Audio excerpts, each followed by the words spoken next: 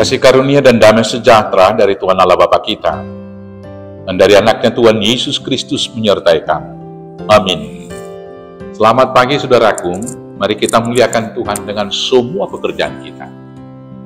Dipimpin terang firman-Nya dari Imamat 19 ayat 17, demikianlah firman Tuhan.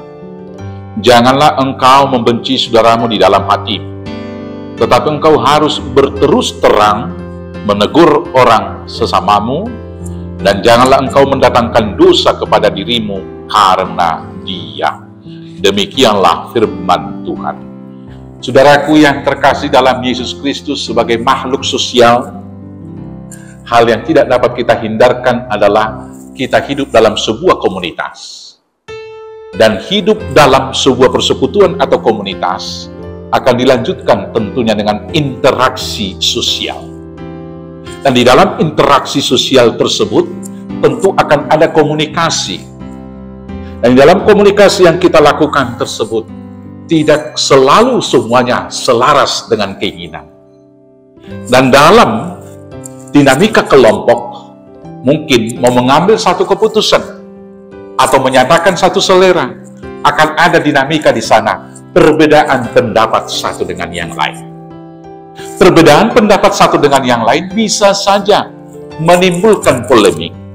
Ada juga bahkan yang sampai kepada sakit hati, dan puncaknya bisa kepada konflik, saling berkelahi, saling membunuh satu dengan yang lain. Dan saudara-saudaraku yang terkasih, sebelum sampai kepada pembunuhan, tentunya ada kebencian di dalam hati. Dan ketika kebencian itu dipelihara terus-menerus, itu akan menghasilkan sebuah dendam. Dan kebencian yang dipelihara yang menjadi dendam, tentu itu akan melahirkan banyak dosa di dalam hati. Karena kita mereka-reka yang jahat, memikirkan hal-hal yang jahat, dan mungkin dalam hati mendoakan supaya orang yang berbeda kita itu celaka dan juga mengalami berbagai hal yang tragis. Saudara-saudaraku, hari ini firman Tuhan mengingatkan kepada kita, janganlah engkau membenci saudaramu di dalam hatimu, tetapi engkau harus berterus terang menegur orang sesamamu, dan janganlah engkau mendatangkan dosa kepada dirimu karena dia. Saudara-saudaraku yang terkasih, ketika kita berbeda pendapat, janganlah membenci dia.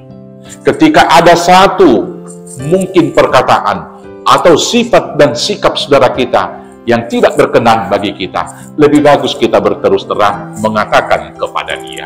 Dan ketika dia tidak menerima itu, biarlah damai sejahtera itu kembali kepada kita, tapi kewajiban kita mengingatkan dia sudah kita lakukan.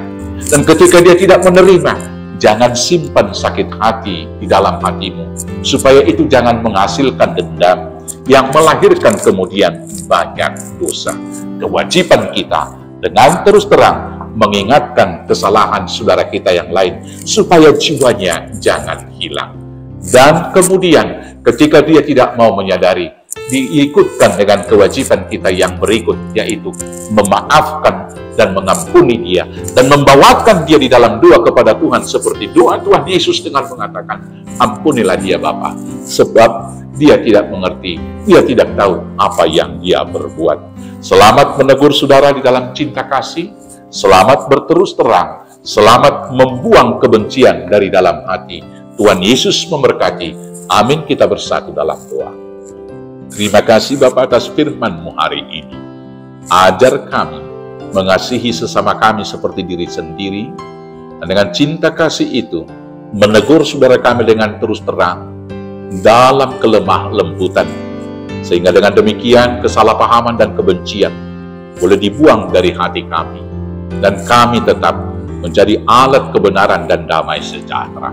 Terima kasih Bapa, mampukan kami melakukan tugas tersebut di dalam nama anak-Mu, Yesus Kristus Tuhan Juru Selamat kami yang hidup.